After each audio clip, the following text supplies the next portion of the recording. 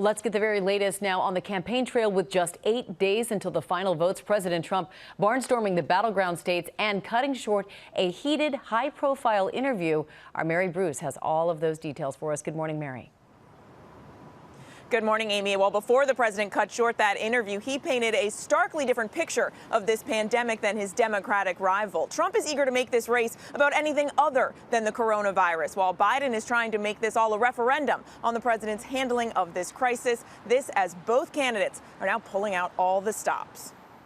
This morning, as a record number of voters hit the polls, the candidates making their final push. Thank you, Ohio. Go out and vote. Pennsylvania matters. So please vote. The president barnstorming the battleground states, hammering his rosy picture of the pandemic, even as the nation again hits that record number of cases. We're rounding the turn. We're doing great. Our numbers are incredible. And still defending his mostly maskless rallies overnight in a contentious interview with 60 Minutes. Rallies. I tell people to wear But you masks. don't. Leslie, we hand out thousands of masks. But you at look every out rally. and they're not wearing them. You don't get up there and say, look, Okay. come on. Go I don't ahead. want you to What's get your next sick. question, Leslie? Trump pressed on why he still has not released his health care plan, as he promised more than a year ago. It is developed. It is fully developed. It's going to be announced very soon when we see what happens with Obamacare. The Trump administration is asking the Supreme Court to invalidate Obamacare. The justices set to take up the case just 1 week after the election. And if they end up, people with pre-existing conditions will be stranded. No. And that's just a fact. It's wrong. It's No. wrong. A new plan will happen. Trump furious at the interview, abruptly cutting it short. I think we have enough of an interview here, Hope. Okay, that's enough. Let's go. His press secretary then handing over a book, calling it the president's health care plan. But according to 60 Minutes, it was filled with just executive orders and congressional initiatives. Former President Obama poking fun at Trump for not being able to handle the tough questions. He likes to act tough and talk tough. He thinks scowling and being mean is tough.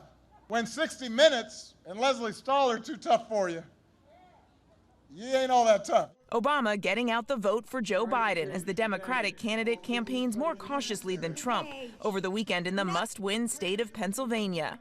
It may come down to Pennsylvania. And I believe in you. I believe in my state. He's up in the polls, but Biden insists to 60 Minutes that he's taking nothing for granted. I feel superstitious when I predict anything other than it's going to be a hard fight.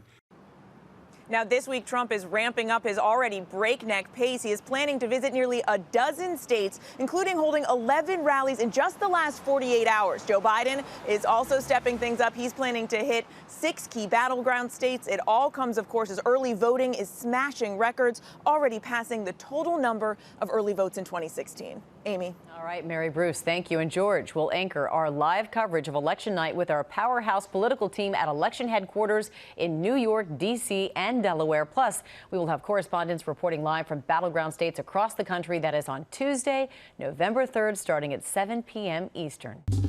Well, hey there, GMA fans. Robin Roberts here. Thanks for checking out our YouTube channel. Lots of great stuff here. So go on, click the subscribe button right over here to get more of awesome videos and content from GMA every day, anytime.